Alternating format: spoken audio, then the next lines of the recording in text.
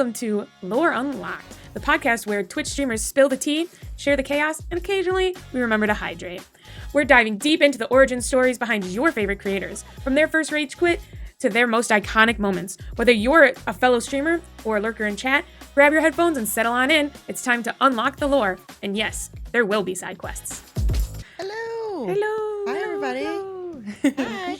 Do you want to give a little spiel about who you are before we get going, I guess? Yeah, absolutely. So my name is No Lollygaggin. I go by Lolly. I've been on Twitch since 2021. I am mostly an Elder Scrolls Online streamer. I'm on the stream team for that game. We also do like a lot of cozy, chaotic type games, a little bit of indie. I focus a lot on charity and community on our channel. I can see a few of my regulars over here as well. But yeah, like you mentioned, I'm also a member of the Women's Guild, and I'm officially partnered with Alienware as of very recently. So yeah, just it's a lot of me just being an idiot and not really knowing what I'm doing on Twitch, and then other people watching for their own entertainment. That's most of what it is. But yeah, what else would you like to know?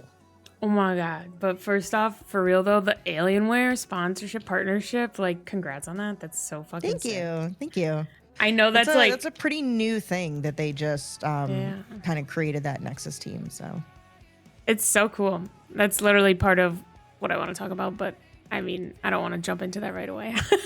Well, met from the Jenny chat. Sure. I'm like, we could, I mean, we can start there, but I feel like that's like, all right, let's get into the nitty gritty. Yeah. No, but I guess we'll start with how did you even get into streaming? Like, what made you be like, yeah, let me press that go live button? So for anybody that's familiar with Elder Scrolls Online, you might know that this year is we're coming into the tail end of a 10-year anniversary. So almost 11 years if you played on PC. I've been playing Elder Scrolls Online since it came out, but originally I played on Xbox, and about, I want to say late 2016, early 2017, I decided to build my own PC and move off of Xbox over to playing on PC. I wasn't really a PC gamer before that, and I actually didn't even know what Twitch was. Once I started playing ESO on PC, I realized that a big difference between the two is that it doesn't have proximity chat. So I was having a hard time finding other people to play with because it's an online game. You do a lot of group content, and I'm a total extrovert. And I didn't have Discord. I didn't have any of that set up. So I found somebody advertising for guilds kind of in the zone chat in the game, and they explained what Discord was. I got set up on Discord and pretty quickly made friends with a few of the regulars that were always in voice chat, kind of hanging out. And one of them recommended, if you're looking for ways to connect with other people or find more community, the PC side, we have a really strong Twitch community. So they recommended a couple different streamers. One of them I saw in chat earlier, Ninja Monkey 0169 was one of the first ESO streamers that I ever watched. Ninja 614 was another one. They Old Mama Dragon was my guildmate, who is also one of my mods and one of my longest online friends now. But she recommended that I check out Twitch, and she recommended a couple of streamers that did the kind of content I like to do in game. And so in 2017, I just kind of became a pretty regular mainstay in the community because I'm chatty AF. So eventually became mods for a couple of people, was just regularly involved. And then I started getting asked by folks in the community, kind of after the pandemic had started, why don't you do this? Like, you're always chatting, you're always hyping people up for charity drives. It's one of my favorite, most passionate things that I do on Twitch. They're like, you're super involved, so why don't you give this a try? And so I did. My first stream was on Pi Day on March 14th, 2021.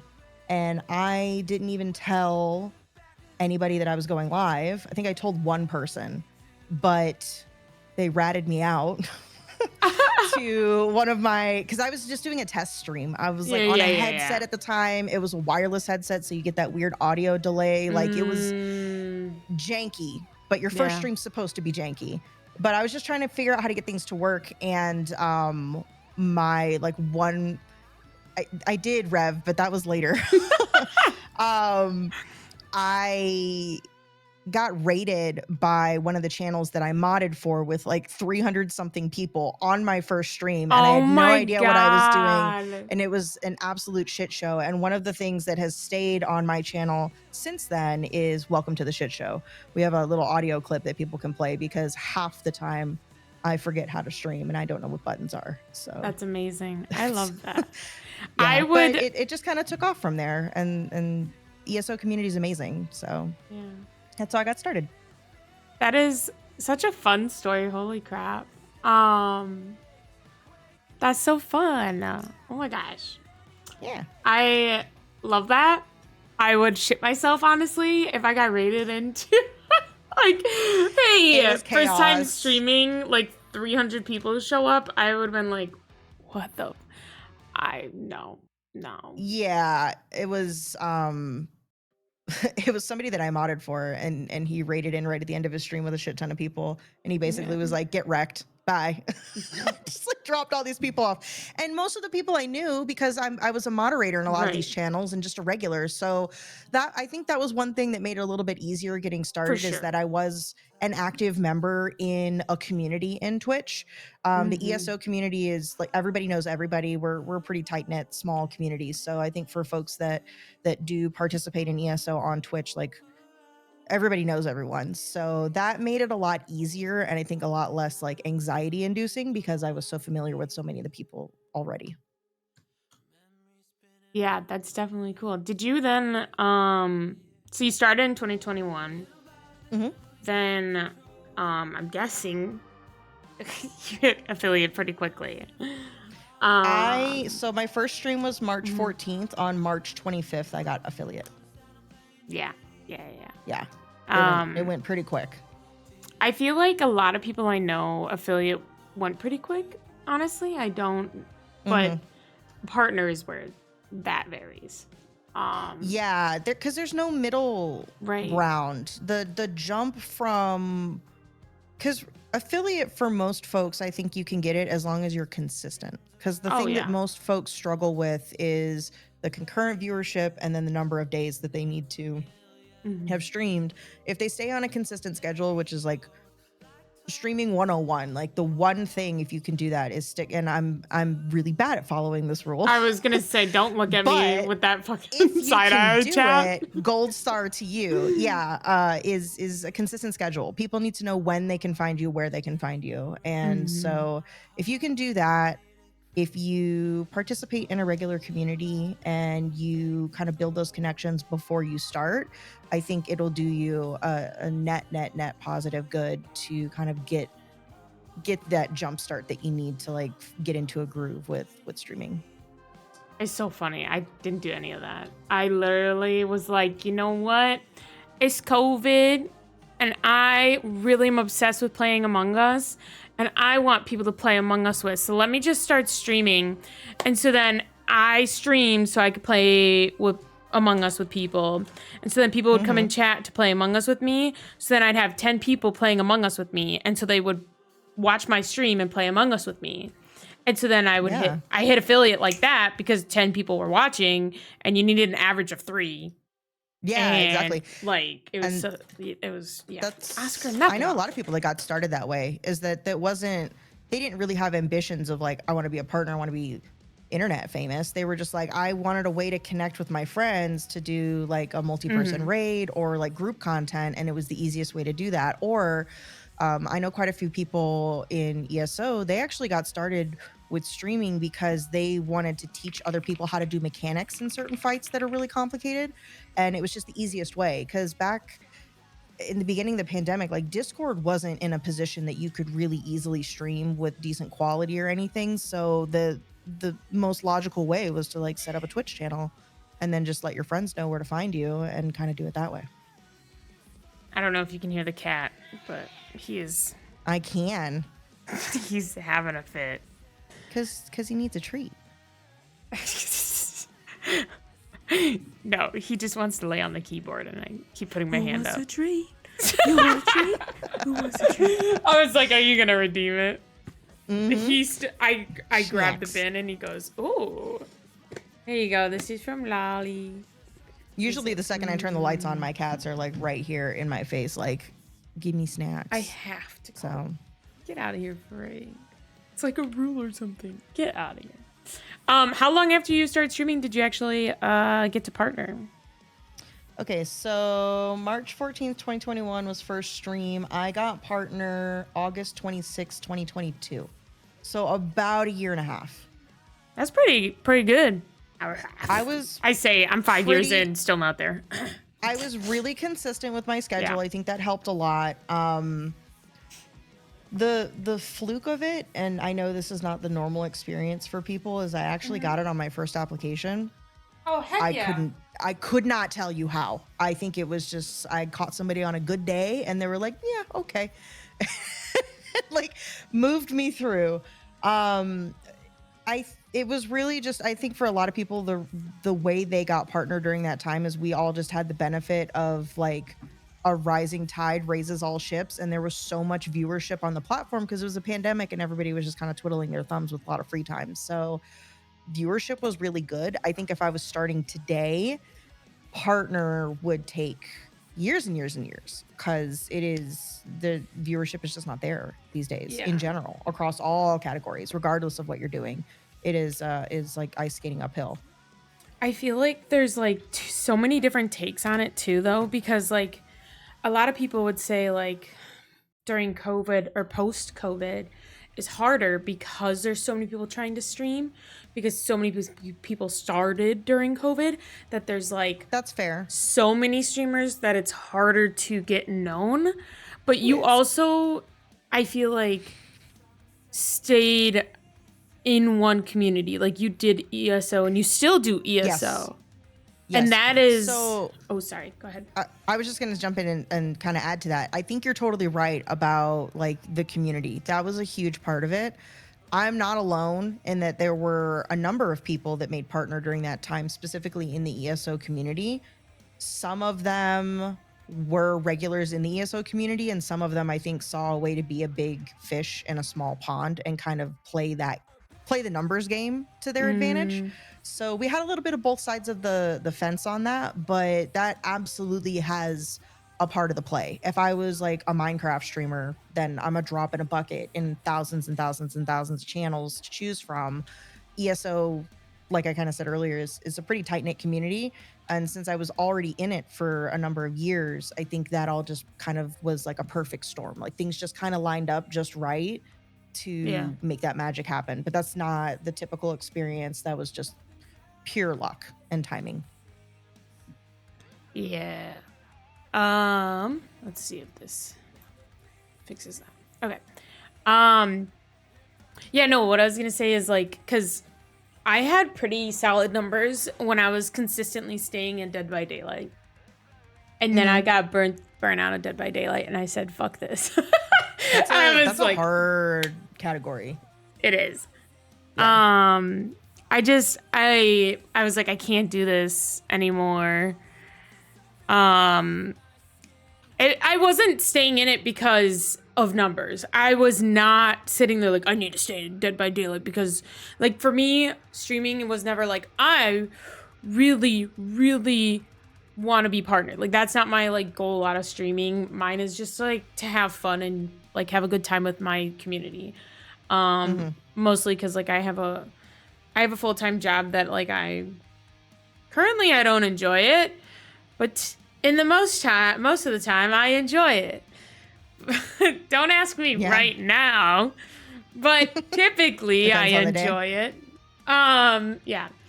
But and that can make the whole partner piece that much more difficult too. Like I have a full-time job on top of this, and so some weeks I'm putting in 80 hours, other weeks I'm closer to like the 40 I should be doing, and it can fluctuate a lot. So like as of late, my schedule has been a hot mess. Like if I was trying to reach any type of goals right now, there's no way, because it's just, life sometimes has other plans for you. So certain things have to line up, and I think you have to really keep an eye on not burning yourself out, making sure you're doing it for reasons that bring you joy. Because if you're just doing it just to get a check mark, it doesn't mean anything.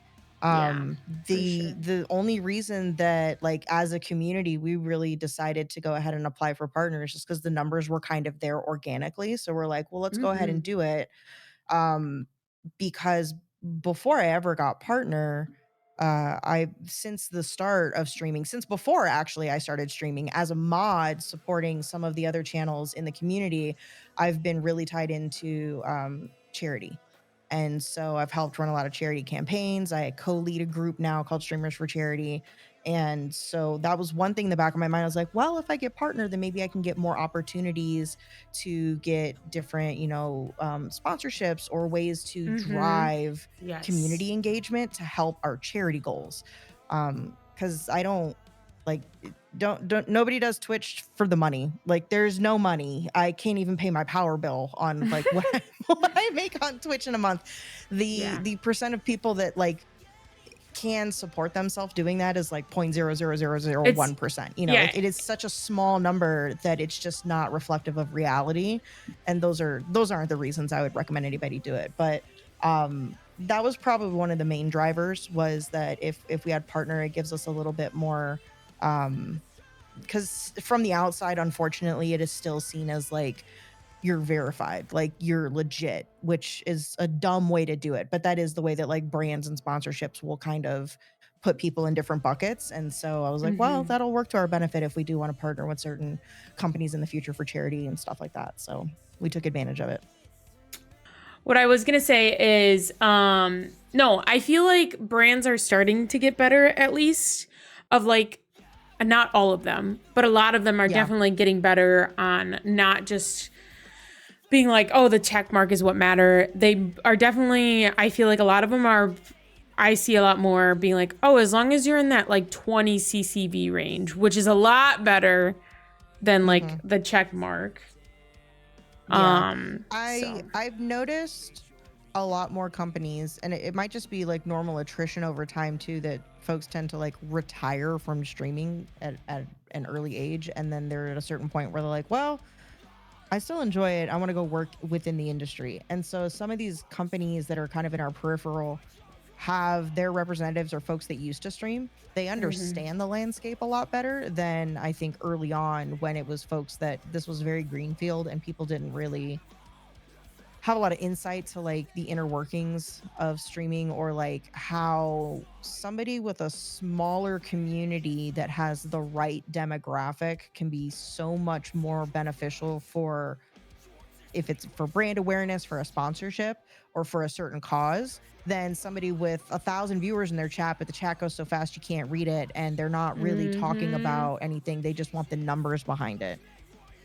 But that takes somebody with like a real understanding of like how to digest all those metrics and stuff to get to understand like how to make streaming and digital platform content creation work for them because it's very different than Twitch that is or not Twitch than like YouTube where something lives forever and you get replay and you get AdSense and things like that. Like it's just such a complete different monster. Yeah. Yeah. I feel like it's crazy to think how it's all changed because even like people in the guilds and other streamers I know that started back in like 2018 before COVID or any time before COVID, they're Hmm. like, I can't give you advice on how to get to partner now because it's completely different. Like It's changed so many times. they're Yeah, like, I in such a can't give different you way. advice. Yeah. It's so crazy. But anyways, um I feel like my one of my questions was like, what did you do starting out versus streaming and what do you do now? But I feel like it's is it very similar still or has it changed a lot? I would say the only thing that's probably noticeably changed is I don't exclusively stream ESO. It is still what I would consider like my primary content and is definitely like the mainstays of folks in my community are from the ESO community. But Mhm. I, just for my own enjoyment, you can playing the same game for 10 years. sometimes you need a break. You need to try something What? different. So, No. yeah, shocker. So probably just sprinkling in a little bit more variety as far as like things that I really love doing crowd control, because one of the things that's the most in brings me the most joy with streaming is the community engagement. Like I want ways for chat to be able to participate. And so crowd control has been a Mm-hmm. lot of fun because they can directly impact the game. We often tie those into like charity campaigns too. So you kind of get like a win-win with Yes. that. Yeah. But some indie games, sometimes I just want something that's not as stressful, and Mm-hmm. so we'll do Mm-hmm. like a Stardew Valley or Palia or something like that that isn't as combat heavy, but just mixing it up, trying different stuff. That's probably the only thing I've really shifted. I don't think my schedule has shifted too much in the past I couple uh years.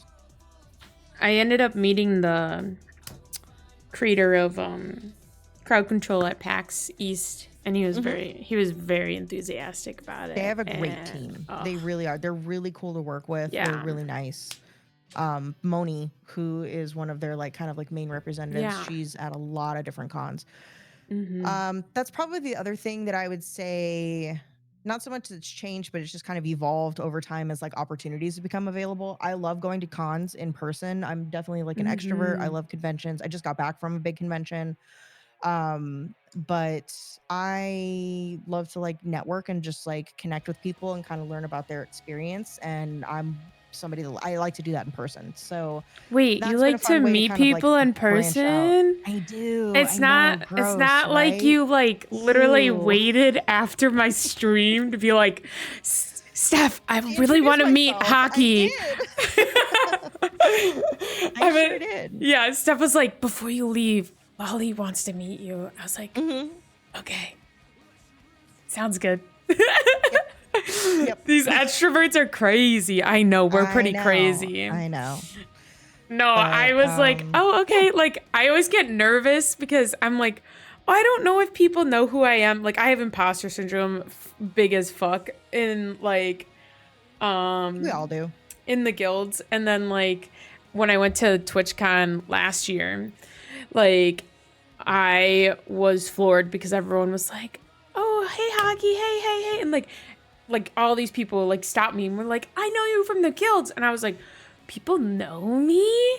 I was like, no, you don't. And everyone's like, yes, they do. And like every con that I went to this year, Hmm. someone stopped me and like knew me. Like I went to DreamHack and helped out with Thousand Dreams Fund, and a viewer who I did not know, they're like, I just lurk and watch your streams. I've never said hi in your chat, but I know you. Hmm. And I was Hmm. like, what the fuck? That's Like, crazy the first time that happens, isn't it? You like connect the two. You're like, what? I was like, I I was like, oh my God, thank you. But like, I'm known. It was yeah. like the thing. My avatar and everything, like it just says Lolly. It doesn't have my face on it. Right. So a lot of times I have a pin that I wear that has my logo on it so people can kind of make the connection. But outside of the ESO community, like I can usually fly pretty under the radar at cons and stuff because most folks are not gonna recognize me Right. until they see the pin, and then they're like, wait a second, are you? And then I'm like, yeah. So I think that helps like just curb like any anxiety around that too. So that's just my personal preference. I just don't use my face on my like That's logos and fair. stuff that are on socials. I only have it on like my, I have it on my my Instagram, my Blue Sky, and Twitter. But my like Twitch is actually just my like cheesehead logo. Yeah. I don't know. Mine was kind of an intentional choice too, because like Yeah. to keep a separation from my because I work in tech in my professional role. Mm. So Mhm. I was like, I kind of want to separate that. I don't want somebody to like reverse Google search and then find like all of my That's personal fair. work related stuff. So I try to keep some level of separation there. That's so fair. I guess I should. Yeah, I don't care. I do You're a like, little fuck bit. it. I do a little bit, but at the same time, whatever. Yeah. I won't intentionally go and tell people like I've told one person, I think, my Twitch at work because I'm like, all right, you're cool enough, I'll tell you. I actually have a But couple no one coworkers that are in my community. Well, yeah. I work in finance. A lot of finance people are not cool. So, I work in cybersecurity, so we're all cool. yeah, no. That would be way more cool than finance. Finance people are pretty boring. I'm the coolest finance, I feel like. You know? Yeah. Yeah. I'm trying to think through all the finance people. I don't really know many that play video games or do Yeah. anything cool like I do. No. I live in Wisconsin. There ain't a lot of cool people in Wisconsin either. No, I'm just kidding. I'm going down a rabbit hole now. No, I'm just kidding. No, I do think conventions, the one thing I've learned this year though, is like conventions, like when you're talking about getting opportunities are like huge. Like you make connections, like, and I'm talking about everyone but TwitchCon. Like TwitchCon is not, I feel like one where you really make connections with brands and whatnot. You'll make streamer connections, sure, but you're not making connections with like brands and companies at TwitchCon because everyone's a streamer. You're a dime a dozen, as they is that the phrase when you're saying like everyone's the same, a dime a dozen? I think one of the things I struggle with at TwitchCon too, like specifically the exhibit floor, it's really geared toward community folks that are attending and trying to convince them to get into streaming. So to buy all of the equipment or to start using these tools. Floor. Yeah. It's something that we've provided feedback to Twitch a million times is like for more veteran streamers or for folks that have kind of got the basics out of the way, what is there for us? And they've tried a little bit with some of the panels and stuff, but I think there's a lot more that they could do. The guilds have been really helpful to just like help kind of bridge connections through common interests. I'm interested to see this year now that they have the introduction of clubs too. So they're not specifically like the Women's Guild or the Black Guild or the Latin Guild, but it's, you know, folks that like cooking or folks that like doing IRL and kind of creating like hubs for those people to kind of like naturally connect, because it's hard to do when you're just popping into somebody's channel while they're live, because you can get wrapped around the pole with like concerns about like etiquette, like what's okay to say, and you don't want to like come out and say like, well, I'm also a streamer, because you don't want it to sound like you're advertising. You're just trying to make a connection. So creating those types of opportunities, I think, is something that Twitch could do a lot better. But like I just got back from San Diego Comic-Con, I want to go to that so bad. Focused thing at all, but it's I nerd got things culture about at its that. peak. Yeah. Keep going. And it's, we call it LineCon because you spend so much of your time standing in line. But I have made so many friends. I've been going since 2016 to San Diego Comic-Con, and I have made dozens of new friends just from like hanging out in a line, waiting for a panel for something that I know we're both fans of, and nerding out over that and making a connection. So absolutely. It doesn't have to be streaming focused or even video game focused.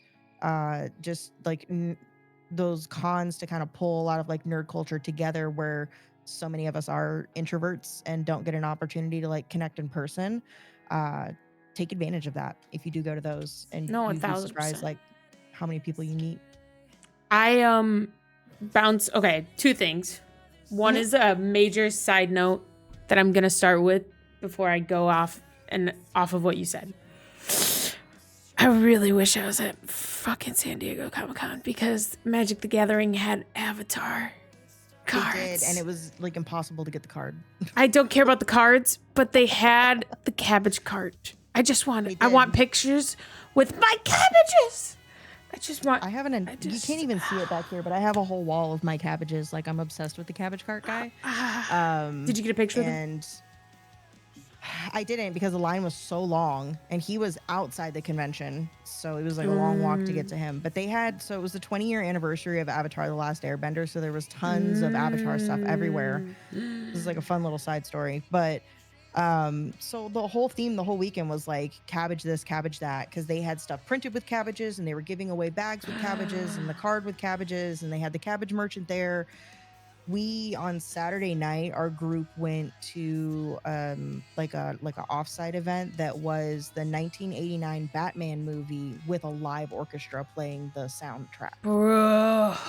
And I totally didn't realize there's a scene where they're driving like the Batmobile through the city and he does like a Tokyo drift and he hits a A cart cabbage cart. full of cabbages. And in the middle of the crowd, I'm sitting there and I went, my cabbages. And everybody just started like crying, laughing because it was just, it was so perfect. It was like a total reflex that I said it. I didn't like even mean to. But it was hilarious. And it was just like perfect timing because it was like Saturday night after 3 days of getting like cabbage stuff like thrown in your Oh face my the whole time. God. So our fans in the crowd got it. It was I great. love it. But to go off your point, that was my side note. But to go off your point, I was at so being in Wisconsin, I easily can go to C2E2, which is like our Comic-Con in Chicago, basically. Which isn't that great, at least in my opinion. When I went, it doesn't have like, I feel like, a lot going on. It's mostly, at least this last year, it was just an opportunity to go and meet like famous people. Like there wasn't like a lot of things to do. It was Autographs just like and signings and stuff. yeah. It wasn't a lot of Fan things. Expo's coming up in a couple weeks, isn't it? In Yeah, Chicago? yeah, which I will Same not be thing. going to that. Yeah. Yeah. No. So I was like kind of disappointed in that.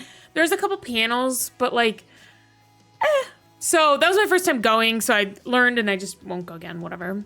But while I waited in line, because I already paid to go, so might as well take advantage of it. I did end up meeting the Baldur's Gate 3 cast and like talking with them and whatnot because I was like, you know what?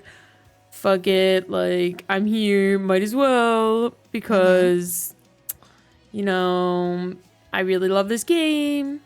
And so while I waited to get a picture and my poster signed by Jennifer English, so Shadowheart, if you don't know who that is, or anyone in chat, not just you. I literally was talking with two guys that were behind me the entire time, and like then eventually we ended up talking about Twitch and streaming and and then they like ended up following me and like we ended up having this conversation about streaming and everything and like as you said, connections and like I don't know if they lurk and come in or anything, but like, you know, that like you do get those connections and whatnot. So it's like it's very valid of like connect and whatnot. But yeah. Yeah. I think something a lot of folks aren't as mindful about too is if you do get an opportunity and you're at an event, like making sure that you stay professional the whole time. That doesn't mean you can't be like lax, but I can't tell you how many times I've been at an event talking to somebody that represents a brand. It's a gaming brand, tech brand, whatever. And a comment will come up of, oh, well, I heard that so-and-so is like not great to work with because they're like super unprofessional, or they were talking down on other streamers or talking down on like a different brand that they worked with in like a public setting, like on the floor of at a convention or something. And when you're at those shows, like not everybody has all their details on their badge. You don't know who they work for. You don't know who they represent. So keeping that in mind, like that's a typical like just professional skill that I think anybody that's worked in like corporate has learned. But that seems to be a skill that a lot of folks in the streaming space don't keep in mind.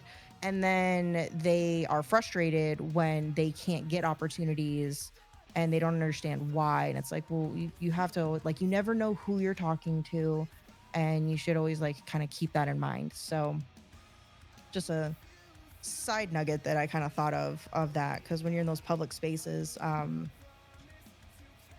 that can easily go sideways if you show your ass in a public setting. Oh, for sure. Yeah. Well, and kind of like likewise, I don't really like if I'm not at, you know, something and it's not obvious like that I'm a streamer, like sometimes I don't say things and I kind of see what people are like.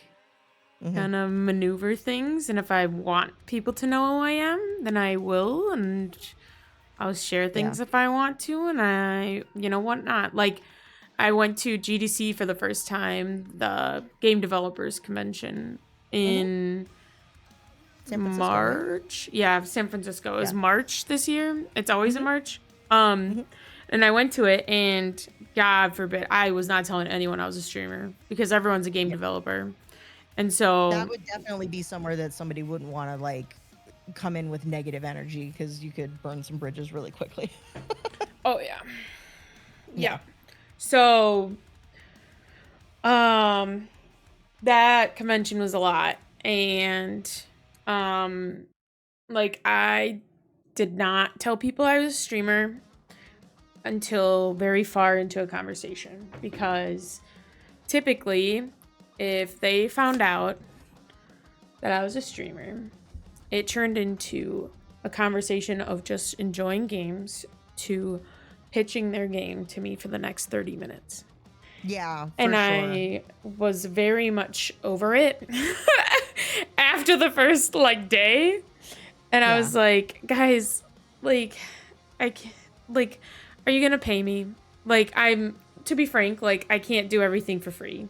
And at Yeah. this rate, if every single person who talked to me, like, if I played all their games, like, I have to prioritize somehow. And at that rate, it's who's gonna pay me. And Yeah. I don't know. How do you want me? Like, I don't know. And that's not how I would ever phrase that, but it's just like, guys, like, just so actually the panel that I'm gonna try to submit, me and Smirky are submitting it for GDC this year, is how to pitch to content creators, because Ooh, that's interesting too to like flip it on its head too, because usually the conversation's going the other way. Um, but that happens. Like we get bombarded from different like mostly indie, I would say yeah, usually, oh yeah, but we get that a lot. And yeah, I got a lot of talking points I could add to that conversation oh for with sure, some of the outreach that I've had. And I'm like, who like when did you wake up this morning and think this was the way to start a conversation to try to build any type of a professional relationship, even if it was like, hey, we can't afford to pay you, but like we can offer you a free copy of the game, or there's something like, there's all different levels of kind of what that hmm I don't want to say sponsorship, but like partnership can look like. yeah, But the way that some of those outreach emails come so out of left field, it's like, yeah, them you see the horror stories posted all the time on like Twitter where somebody screenshots and they're like, what?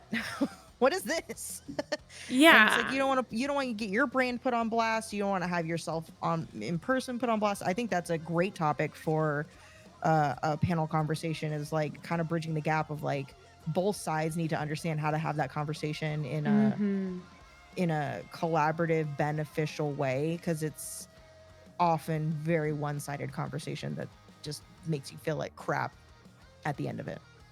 yeah, and it's just like, because like at GDC, like you're very much on a pedestal as an influencer, is what they typically put on your badge, by the way, instead of Yeah. content creator. Uh-huh, uh-huh. Um, and so you're like almost put on a pedestal, and it's really weird. I felt like I was like crazy famous. It was weird. I didn't like it. Yeah, I'd feel really out of place with that. It was really weird. I had a guy be like, "You're an influencer." He gave me his business card and then just walked away. And I was like, "This is not how you pitch to me your game. I don't know your game. Yeah, You gave me a got it. business card. I'm just going to throw it in the trash. Like, you're asking me to do all the work by just giving me your business card. And Mhm. like, why would I, like, that's a lot of It's work on my fair. end. Yeah. But like, yeah. Anyways, there's like you got to put equal amount of work into it, type of thing. But anyways, we're going down a side track. But yeah, conventions could be extremely helpful. I made a bunch of great connections there. I worked with like Snail Games, made some great connections there. But going back to Alienware, where we met, you got to make some great connections. Now you're partnered. Is that a partnership or a sponsorship?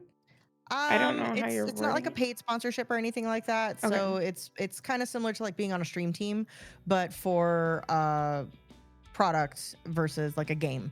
Okay. Um my how the Alienware thing came about was through networking.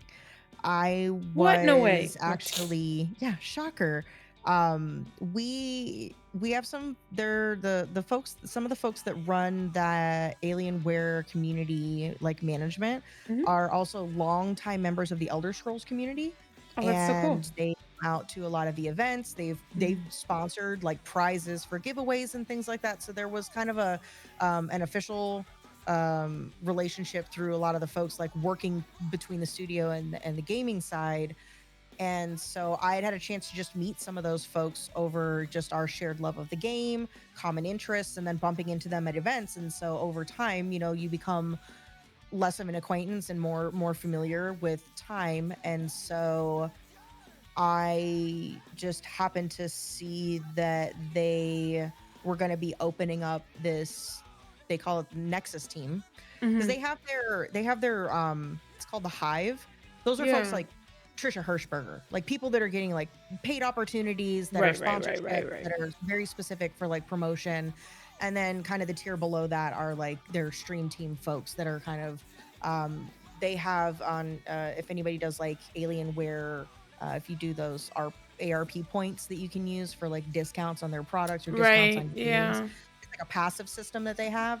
So Yeah. they built the Nexus team to kind of tie into that. So they have like promoted streamers on the page, just like we do like with the Yep, Women's yep, Guild, yep, yep, you yep, know, yep. team Yeah. page. Yeah, yeah, yeah.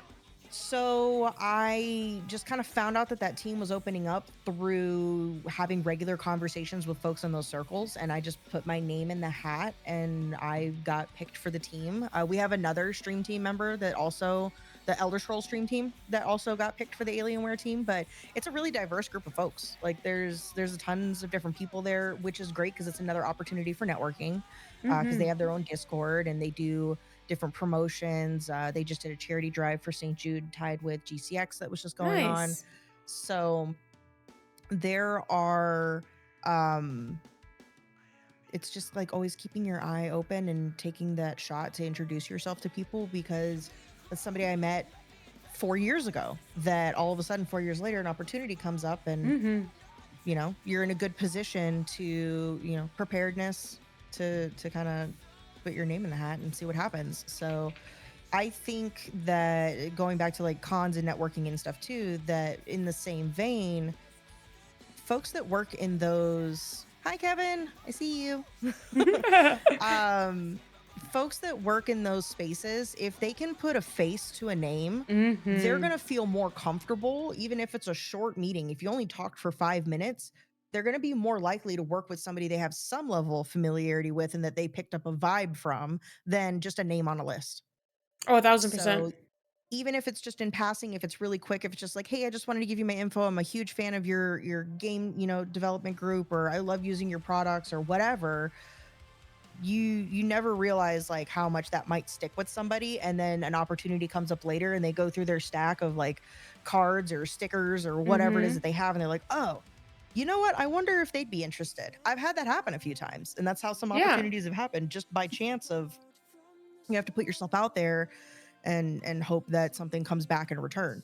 So that's kind of how the Alienware thing happened. But they've been really great to partner with so far, and they're a really chill team and they're really fun to work with. And obviously, like their booth was kick ass at Level Up, and they took Mhm. really good care of us and made our lives really easy with setting everything up. Oh my gosh. That was so fun. I've done some live events where they're like, here's a computer, you go on in 30. Oh, really? Okay, do I have overlays? Do you have OBS? Like what is my mic? What is my Mm. equipment? Like Steph, not everybody they comes all with the took same care of level us of so well. preparedness. Oh my So I god. really appreciate the Alienware team, and in conjunction with the Beacon team, that really took good care of us at that and made our lives really easy to do what we wanted to do. For real. It was so chill. It was great. Mm-hmm. Um yeah, that whole setup was so easy. I just kind of showed up, Yeah. relaxed. It was great. I Yeah, it was really got fun. to watch you have stuff all over your face. It was great. Oh my god. Yeah. If you guys don't I had know, to I had to eat a bunch of this stuff. yeah.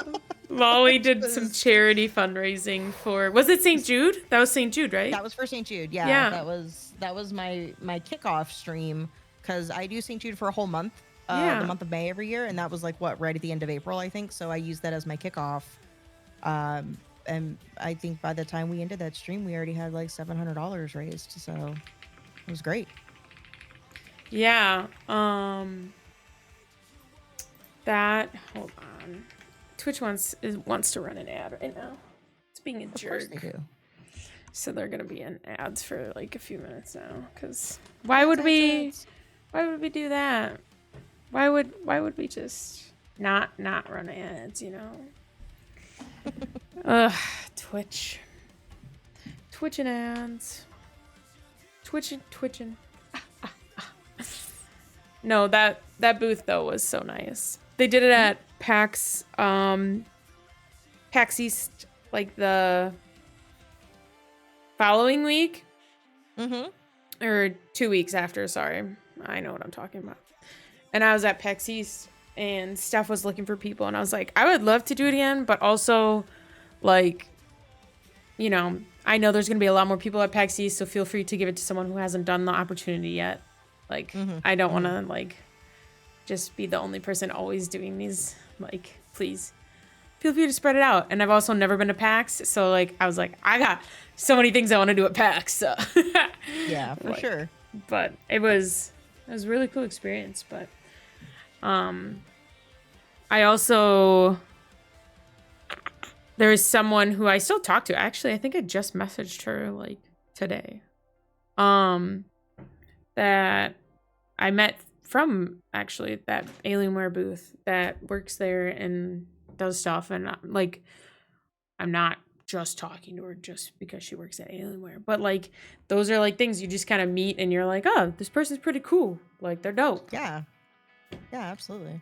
That was my first time getting to attend Level Up, and as somebody that's local to Las Vegas, it was really cool to go around and check out some of the booths and find some local artists that I didn't know about. I'm really familiar with that with San Diego Comic-Con because I've done it so many times, but that's always a fun thing of like if you have a convention in your local area too, is because you can find folks to just an artist that you're interested in, or you can find somebody to collaborate with, or what have you, that is in your area that you might not have known about.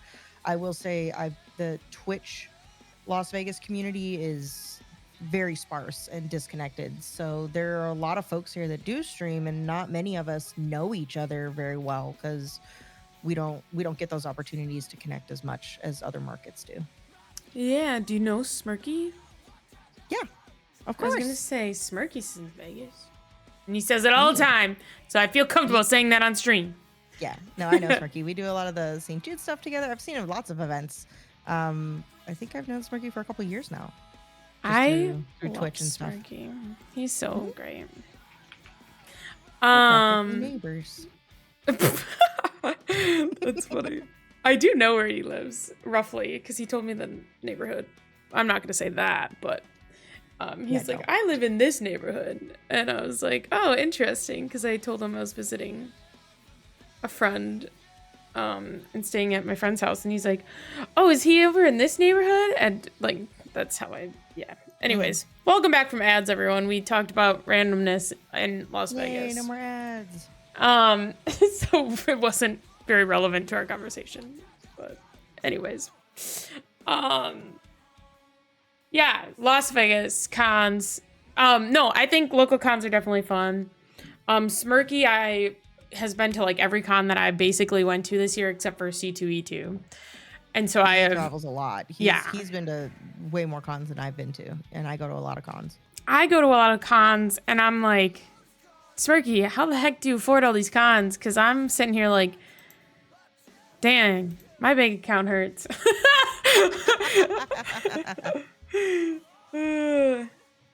But anyways, okay, so I was gonna say, outside of streaming, is there something that you really, really like to do that people don't know?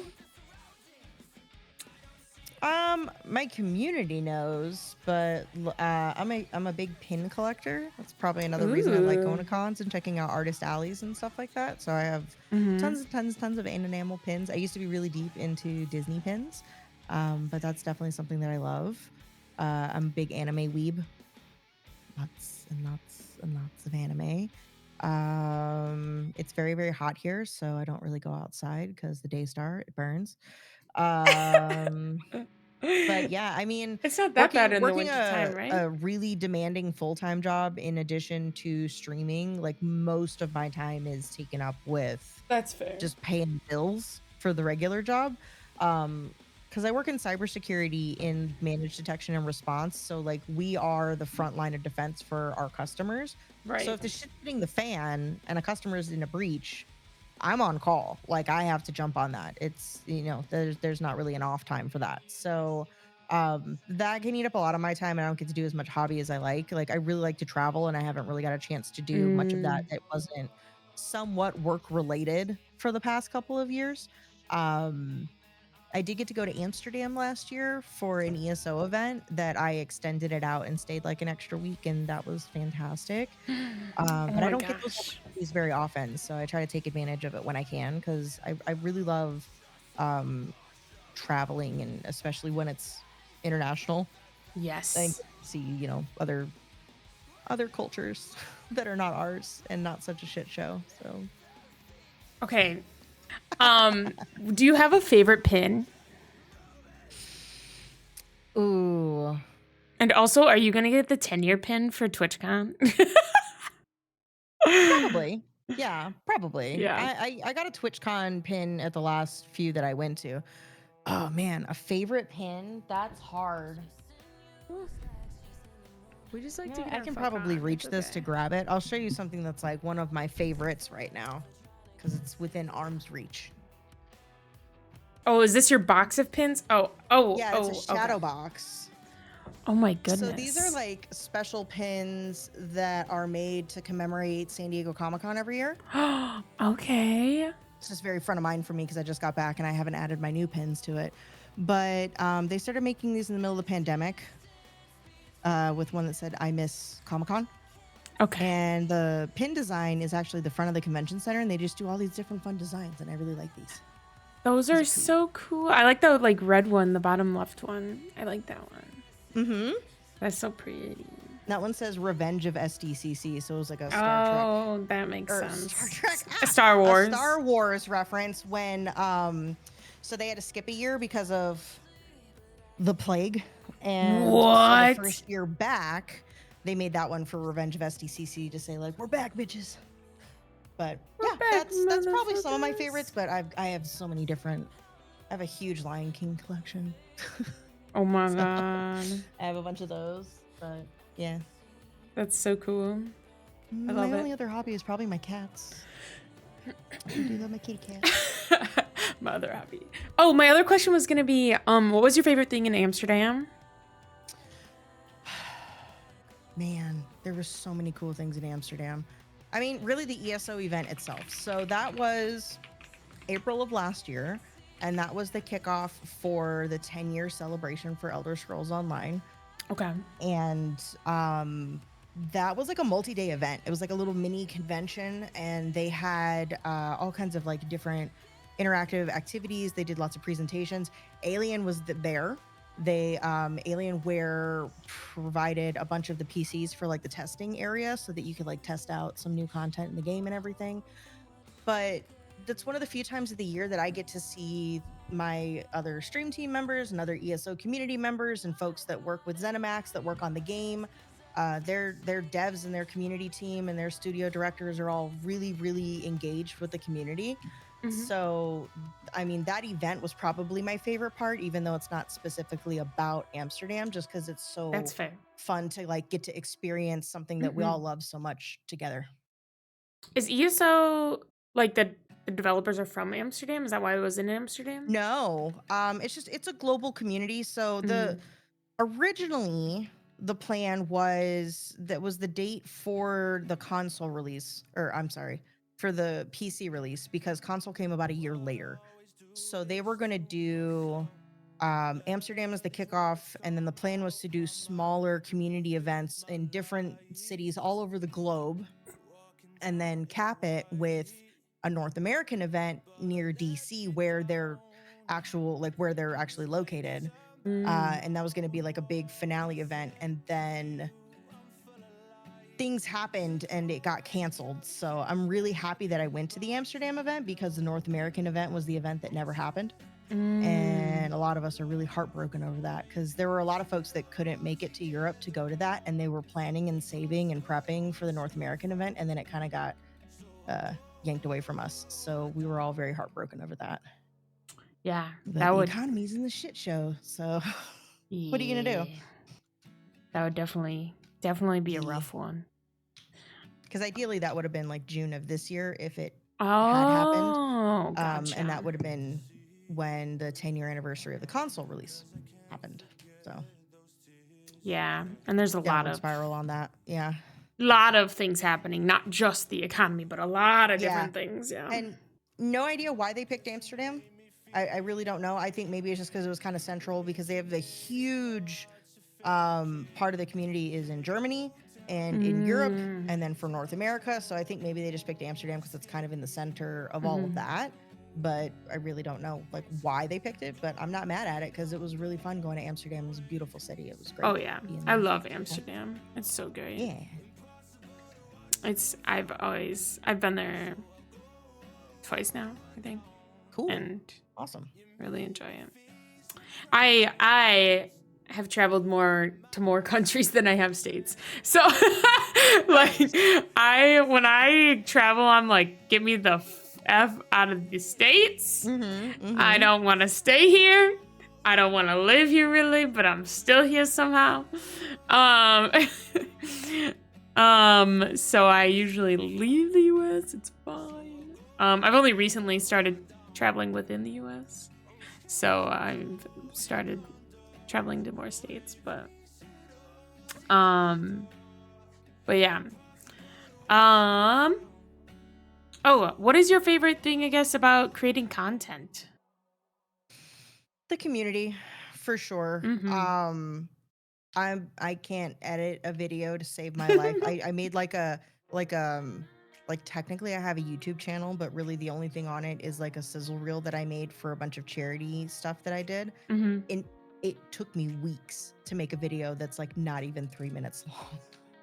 And it's not a well-made video by any stretch of the imagination. So it's definitely not the actual creation of content. But anytime there's an opportunity for me to have folks in chat that are engaged and want to just talk about dumb shit and memes and just troll, like that's my favorite.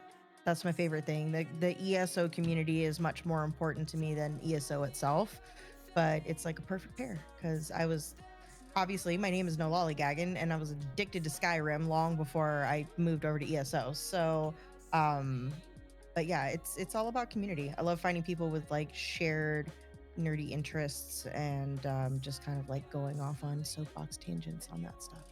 Hell yeah.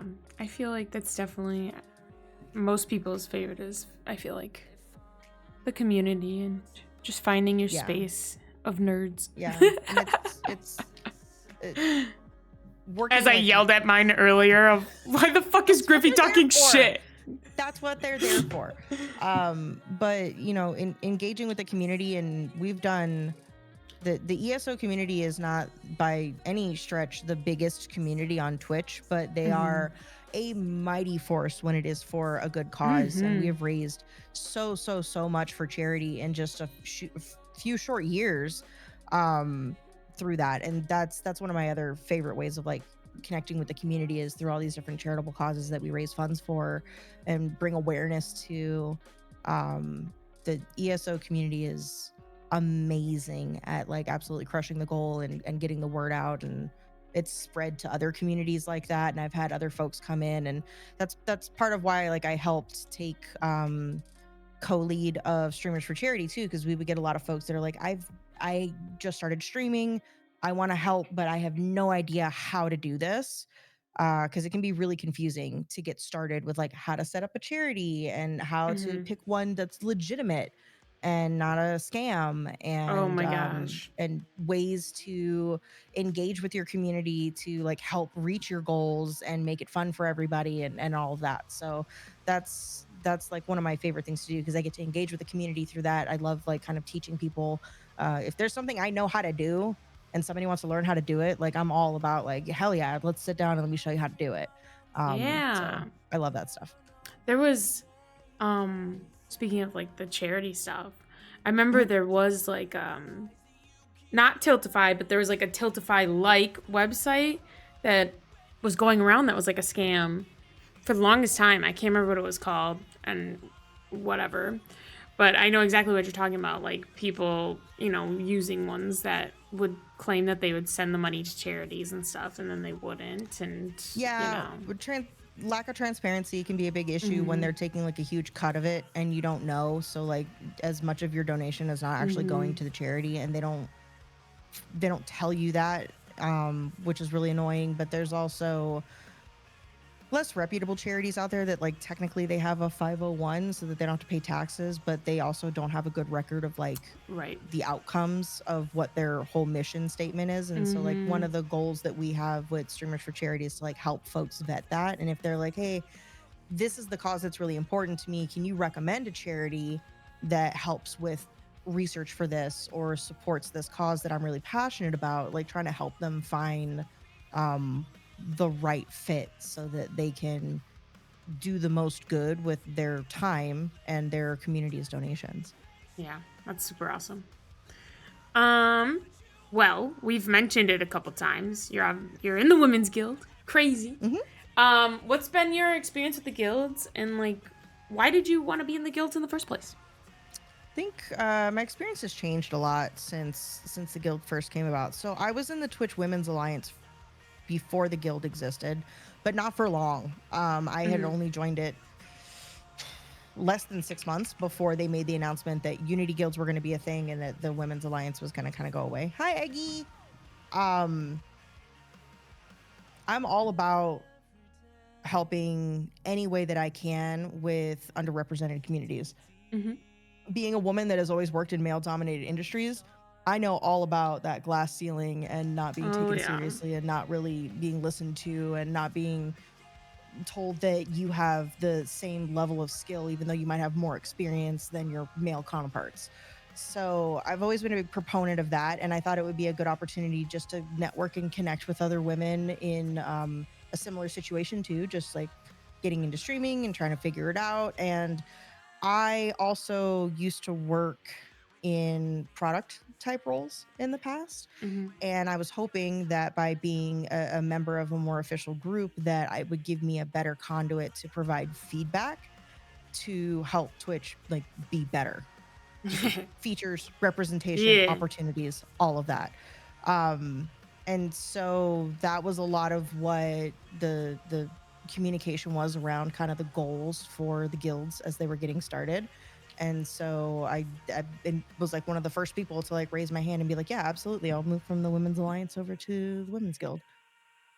I think in its current state today, I definitely don't engage as much as I used to. Mhm. It's just gotten so big that I think it's become a little bit of a beast of itself that it becomes really hard to Mhm. connect with other women in the guild. There's just so much information flying so fast and with such a volume of people in there now that I've really struggled to like keep up with it or make sense and check in regularly.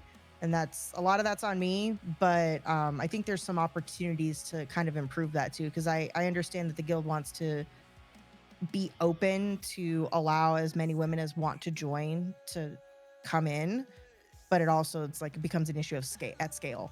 So I don't have a Yeah. solution for that, but that's kind of where I'm at with it today. I felt like in probably the first year of it, um it was much smaller and it just made it simpler to communicate, get promotion for if you're doing an event or a charity and you want to see if people want to participate, or if the guild leaders wanted to get a group together to provide feedback on a new feature or something to Twitch. Like I felt like that was just easier to manage when it was a smaller group.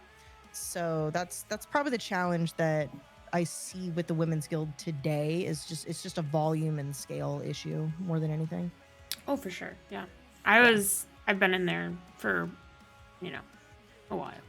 I was Mhm. in there, I was in there the first group or whatever for affiliates or whatever. And so, Yeah. Oh, okay. yeah. Okay. So I was in there when it was small. When we were like 700 people. So little. Little. And we can't say how many are in there now, but it's definitely not that many. I couldn't even tell you. I honestly couldn't tell you. I have no idea. Not that many. It's grown so much. Hi, Mrs. T. Welcome in. But yeah. But I think there have been, in such a short amount of time of the Unity Guilds existing, they have. Oh, hello, Smirky. Oh, Smirky! We were definitely not talking about you earlier. Not at all. No. But yeah, like referencing the guilds, I do think that it has helped with visibility a lot. I really like the addition of the shelves on the front page to get kind of some fresh faces in the rotation. I really appreciate that at TwitchCon they had those like guild meetup areas and stuff for everybody to kind of connect. The lounge was really helpful for me last year. Yeah, and anywhere that there's opportunity for connection and to improve just discoverability, to get some more variety in like what's out there that they're either promoting in official channels or on the front page. I think those are all benefits, and that's one of the missions, of the guilds, is to get better representation for underrepresented communities.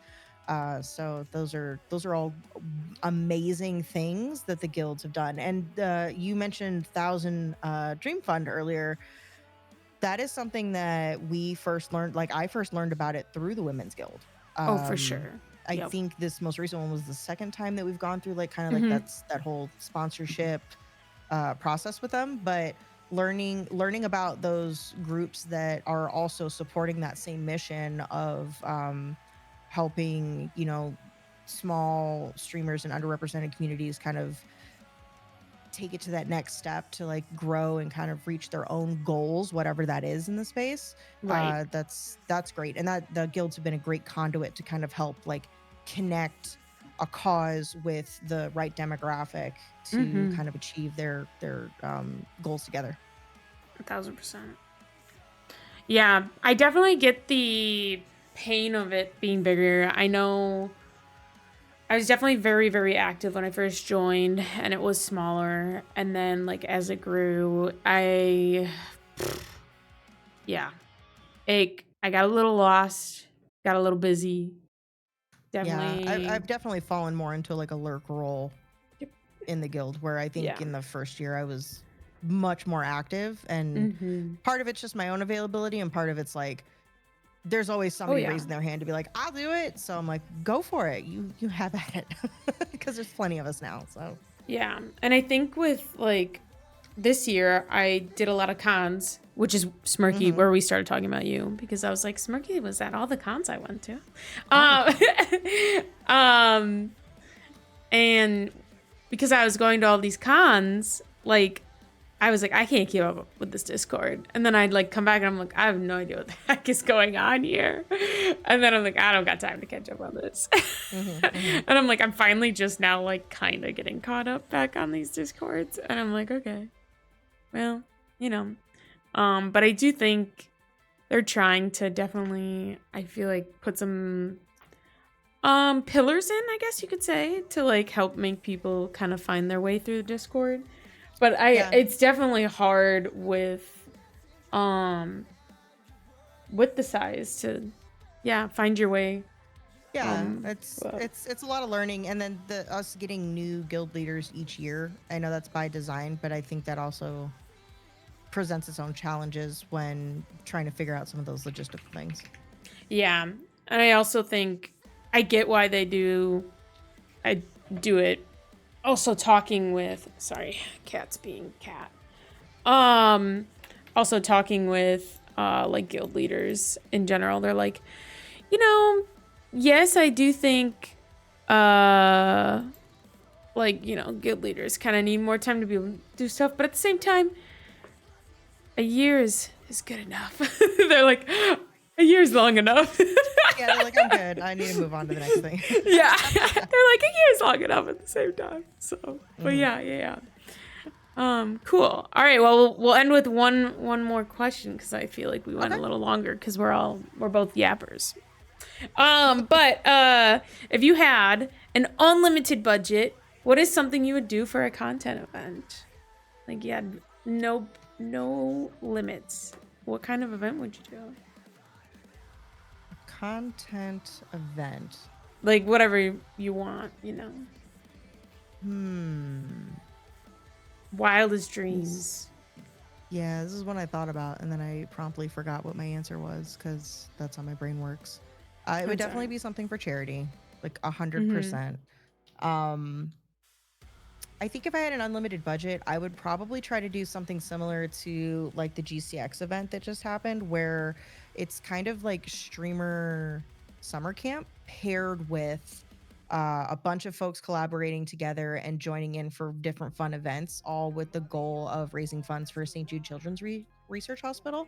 So I would probably want to do something similar to that, to find a cool location, get a whole bunch of people together that want to support a similar cause, and then make it as fun and stress-free for those folks so that it doesn't feel like work, but we're also doing something good at the same time and raising funds for charity. So I wouldn't know the details of what that is, but I think that if I had the money to make that happen, because funding for that is the first hurdle, and then the logistics is the second. But that's probably what I would do for a content event. That'd be so cool. Yeah, when I asked Shania this last time, she goes, you know, I told past me this is a future me problem because you sent me this question ahead of time, and here's future me, and I don't know an answer, and so I still don't have an answer for you. And I go, I literally sent this to you ahead of time so you could think of a quote answer for this. And she's like, yep, I don't have one. Streamers, we have streamer brain. We don't. We're doing it live. And I was like, is Lolly gonna do the exact same answer? I was like, wait. I had an answer, and then I completely just promptly forgot what it was. So, but I like the GCX answer. Like that'd be so cool. It made me think of like how Kai Sennett did like the university thing. I'm like, you know, that'd be kind of like, that's not what you said, but like it made me think of stuff kind of like But anyways. No, that'd be really cool. Like a GCX charity thing. Definitely cool. I want to go to GCX sometime. I do too, but it tends to always be the same week as San Diego Comic-Con, and that's like my Mecca trip every year. So I just, unless they move it so that it's a couple weeks apart. There's another event at the same time. ESO does a big tavern event in Germany every year that's like the week before, and I'm like, I want to do all three of these, but I can only be in one place at one time. So this is what it is. Yeah, the cons are just conning. Like they do be conning. When I was like doing all the cons in spring, you want a treat? My like boss and my coworkers are like, "Are you good? Like, why are you traveling so much?" I was like, just leave me alone. Don't worry about it. Just leave me alone. Yeah, just leave me alone." But anyways. Well, thank you for joining me. I hope you had a good time chatting. Yeah. Hopefully everyone feels like we unlocked some lore today for Lolly. To Lolly, also, their name is below, so you should be able to click it. And then also I can do the... It's in the doobly-doo. In the doobly-doo. Oh, yeah. Is that how... That's like the... Isn't that what they used to always say in like YouTube? It's in the doobly-doo. Hank and John Green used to always say that. Yeah. Links in the doobly-doo. Or in the pants, he would say. Yes, in the pants. Old internet, pre-YouTube. Yes. So old. No, yes. It's so true. I watched so much YouTube growing up.